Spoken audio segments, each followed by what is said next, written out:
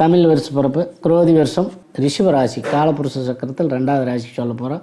ஜனனி சென்ம சவிக்கியமாம் வர்த்தனிகுல சம்பந்தமாம் பதவி ஒரு புண்ணிய நாம் லிக்கியதே ஜென்மம் அரியோம் நம்ம பகவதே காளி பத்திரகாளி ராரா வாட்டம் பேதம் குறுக்கம் பட்டு சிவாய் நமக்கு குருவாய் வருவாய் அருள்வாய் குகனே போற்றி.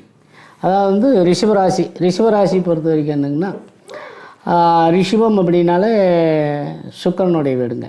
சுக்கரனுக்கு 12 குரு, அதாவது விரயங்கள் அதிகம், புரியுதுங்களா? அப்போ குரு பயிற்சி ஆச்சு. இப்போ பிறக்கும்போது சித்திரை மாதம் பிறந்தபோது மேசத்தில் குரு இருந்தார். இப்போ குரு பயிற்சி ரிஷபத்துக்கு வந்துட்டார். சித்திரை 18க்கே குரு வந்து ரிஷபத்துக்கு வந்துட்டார்.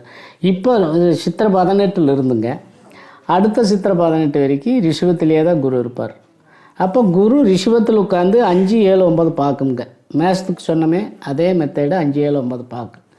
ஆனால் வந்து 5, 7, 9ங்கிறது 5ங்கிறது பூர்வ புண்ணியம், 7ங்கிறது கலஸ்தரம், 9ங்கிறது நிறை பாக்கியம்.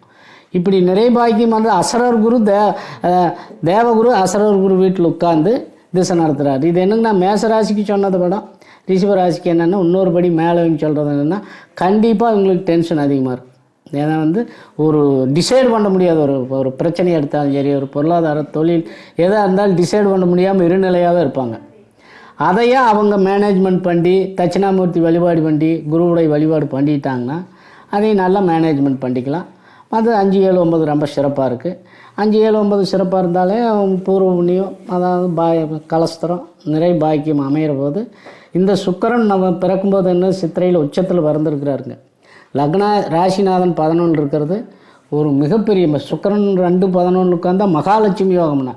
அப்போ ரிஷபராசி நேயர்களெல்லாம் வந்துன்னா சுக்கிரன் அதாவது ராசிநாதன் 11 உட்காந்துருக்கிறதும் அது இப்போ ஜென்மத்தில் குரு உட்காந்துருக்கிறதும் மகாலட்சுமி யோகத்தை அனுபவிக்கக்கூடிய யோகம் நல்லாயிருக்கு, சிறப்பாக இருக்குது. இது வந்து என்னங்கன்னா ஜென்மத்தில் குரு இருக்கிறதுக்கு மட்டும் தட்சிணாமூர்த்தி வழிபாடு சிவன் கோயிலில் இல்லை தனியாகவே குரு கோயிலுக்கு கூட போகலாம், ஆலங்குடி போகலாம். குரு கோயில் போய் அவங்க குரு வழிபாடு பண்ணுறதெல்லாம் ரிஷபராசி நேயருக்கு ரொம்ப சிறப்பாக இருக்குது. அப்படி குரு வழிபாடு பண்ணும்போது என்னென்னா குரு வந்து கெடுதல் முழுக்க கெடுதல் பண்ணாமல் முழுக்கமே நல்லதே பண்ணுவாருங்க. குரு எப்பவுமே எந்த ராசியாக இருந்தாலும் கிரகங்கள் குரு அமர்ந்த இடத்த கெடுத்து போடுவாருங்களா. அப்போது சரசில் உட்காந்தா நம்ம ஹெட்டு மைண்டு உடல் ரீதியான பிரச்சனைகள், அதாவது மைண்டு டிஸ்போஸ் ஆகிருங்க. நல்லா போயிட்டு இருக்க வேண்டி திடீர்னு சிலிப்பாகி மைண்டு கெட்டு போய் அவங்க வேறு விதமாக திங்கிங் பண்ண ஆரம்பிச்சிடும். கற்பனை உலகத்துக்கு போயிடுவாங்க.